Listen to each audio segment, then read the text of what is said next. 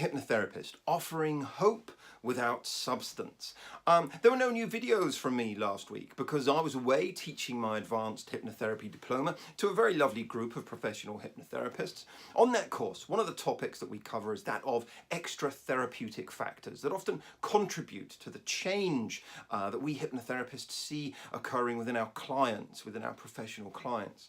So today I'm talking about factors that contribute to therapeutic change, but also the risks of placing too much faith in well-marketed therapy techniques without giving thought to a much wider picture. It makes sense for therapists to know about regression towards the mean. Our bodies and minds have a sense of where the norm is. So, for example, homeostatic mechanisms cool us down through sweating if we become too hot. They warm us up through shivering or goosebumps if we become too cold. Our minds and bodies may sometimes drift towards the extremes, but have a tendency towards the average, the mean. And this is a well-known feature in statistics. A measurement that is far from the mean will tend to regress towards the mean on a later measurement. So, for example, if you measured the temperature outdoors on the hottest or the coolest day of the year and then measured it again a few days later, you'd probably find that the temperature has shifted more towards the average temperature for that locality. Similarly, if you measure mood on a scale of happiness, few people manage to maintain real long-term feelings of being overjoyed or thoroughly miserable. Most would regress towards some kind of balance over time. Over the period of any therapeutic study then, for example, many people would recover from mental issues. They'd recover from mental issues regardless of the intervention. It's interesting to note that many antidepressants and other mental health pharmaceuticals take many weeks to kick in. Many people taking them would overcome the issues quite naturally in this time, but may attribute success to the drug or the fear of coming off it. And this effect is even more noticeable if we account for the fact that many doctors don't prescribe a medication unless the person has already had the symptom for a substantial period of time. So maybe we should be asking whether many patients are just on the cusp of getting better at the point when they are prescribed medication. In a great 1997 book, Escape from Babel, Towards a Unifying Language for Psychotherapy Practice, the authors, Miller, Duncan and Hubble, suggest that extratherapeutic factors are actually largely responsible for success or failure of therapy. And this is supported by Lambert, who in the 1990s suggested that extratherapeutic factors account for 40% of therapeutic outcome.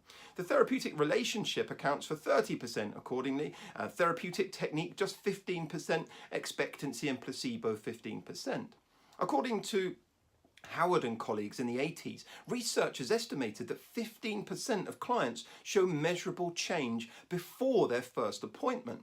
The very idea of having therapy is good for people, and in many hypnotherapy research experiments, hypnotherapy is often compared to those who are on a waiting list, as it's known that people improve while they're on the waiting list. According to Miller, Duncan and Hubble that I mentioned earlier, 40% of people on waiting lists improve. And I've seen these figures supported in many hypnosis studies when reviewing the literature for my own research.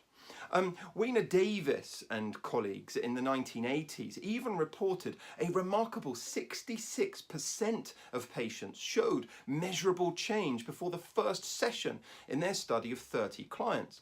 And this study was replicated by Lawson in the 90s, who reported 60% showing measurable change prior to the first session in over 80 clients. What's more, clients who experience pre-treatment change are 4 times more likely to complete their treatment in psychotherapy, according to a study by Bayerbach and colleagues in the 90s as well. So where change is of a client's making, it is important that they are able to take credit for this. Research shows that those who take credit for their own successes maintain their gains. Where people are given a placebo substance, those who attribute success to their own efforts are more likely to maintain success, while those who attribute success to the placebo substance are less likely to maintain their gains, according to research by Frank in the 70s and Lieberman in the 70s. So I mentioned this term regression toward the mean. Exceptional and extreme results on one measurement have a tendency to move towards the norm on the next. So a client with severe anxiety on one session may find this less severe on a later session. Both client and therapist may celebrate their excellent work, and yet this may have occurred anyway without intervention. A hypnotherapist might celebrate their wonderful healing powers when helping a client to heal after an operation. However, the body regresses back from abnormal states, such as cuts and bruises, for example, to its usual state with or without the hypnotherapist's help. I mean, typically, hypnotherapy tends to advance these things. In an example cited in Sidney Rosen's 1982 book, My Voice Will Go With You, a client was, as she put it, desperately neurotic. She'd heard about Milton Erickson's great achievements as a therapist and wanted to see him. However, she couldn't bring herself to talk to him about her problems in front of him, so she asked him if he would allow her to drive up to his house, park in the driveway, and just imagine he was in the car talking about the best way to solve the issue. And he agreed. She solved her problem after a couple of visits without any direct input. So, hope and expectation are essential to hypnotherapy and probably all therapies that involve psychological effort of any kind. Placebo and expectancy are well studied in hypnotherapy, the psychotherapies and medicine, and just go examine the work of Irving Kirsch, Blackwell, Bloomfield and Bunchner, Frank Snyder, Irving and Anderson, very important studies. Hope can keep someone on track despite setbacks. It can help clients reach goals. And in the case of those with suicidal ideation, it can help save lives. Hope means we believe something can become better, more manageable, more acceptable. And we know that in the future we'll be happier. Hypnotherapy often brings hope where other therapies, such as medicine and psychotherapy, have failed previously. Because hypnotherapy is quite often seen by the client as a last resort, and so on. In the Star Wars film, Rogue One, Cassian Andor is speaking to Jyn Erso while they're trying to get a meeting with Saw Gerrera. And Cassian says, we'll give your name and hope that gets us a meeting with Saw. Hope? Jyn asks. Yeah, Cassian responds. Rebellions are built on hope. And then in a later scene in the film, when Jyn is then speaking to the Rebellion Council, urging them to fight, she says, we need to capture the Death Star plans if there is any hope of destroying it. You're asking us to invade an Imperial installation based on nothing but hope? They inquire back. Rebellions are built on hope. She responds beautifully. I love that. And there you have it. Sci-fi proof of the value of hope. Now, us hypnotherapists can create rebellion in the mind, waging war against outmoded dark forces. And if we play along and even exaggerate hope, we might get a greater placebo effect and greater client engagement, making a positive result more likely. But if hypnotherapy fails and the client has been pinning all their hopes on it, they could feel there's nowhere left to turn. They might blame themselves or hypnotherapy per se. So perhaps when a client comes to me and says that they've seen this new technique work with great success on Facebook or that a friend experienced or in a newspaper article, perhaps, hypnotherapists need to prioritize hope. It is okay to put scientific leaning to one side for a few moments and focus on research that tells us that we need to build hope, expectancy, placebo, and so on, and get that. In a study by Murphy, Kramer and Leal in the 1980s, 58% of clients reported the installation of hope as a curative factor in psychotherapy, and that would appear to be transferable to hypnotherapy. According to research by O'Regan in the 1980s, a therapist must really believe in their intervention if they are to enhance placebo. And that brings me on to my concluding points here. You see, when taken to the extreme, what if the only reason any success is coming from a technique is because of therapists' belief in it, creating some hope, albeit hope without any real substance?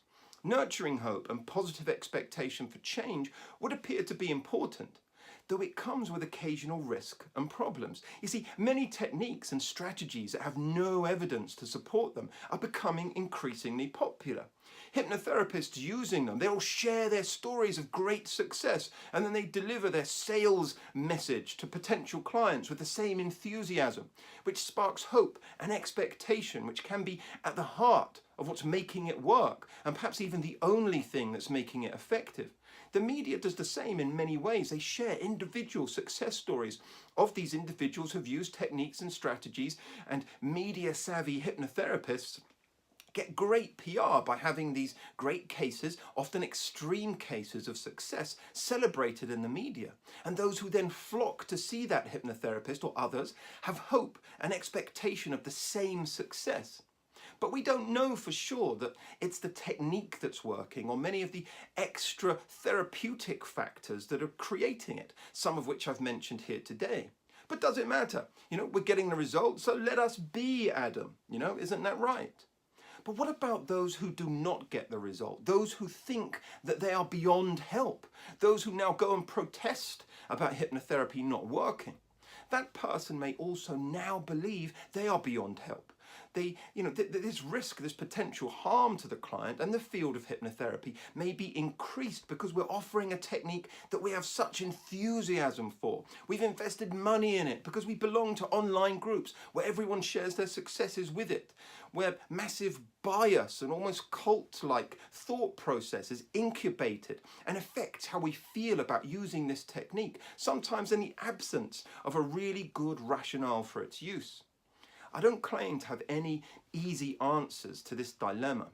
If we were to familiarize ourselves with approaches that have more evidence to support them, rather than processes just created by someone on a whim and marketed loudly, then we could also add the same enthusiasm, hope, expectation, and aim to enhance favorable research results. We lessen the risks to our clients this way and the professional field, of course. That's my point. That's it. That's all today. Do subscribe to this channel. Visit my college website if you want some incredible hypnotherapy training. I send you my very best wishes. Goodbye for now.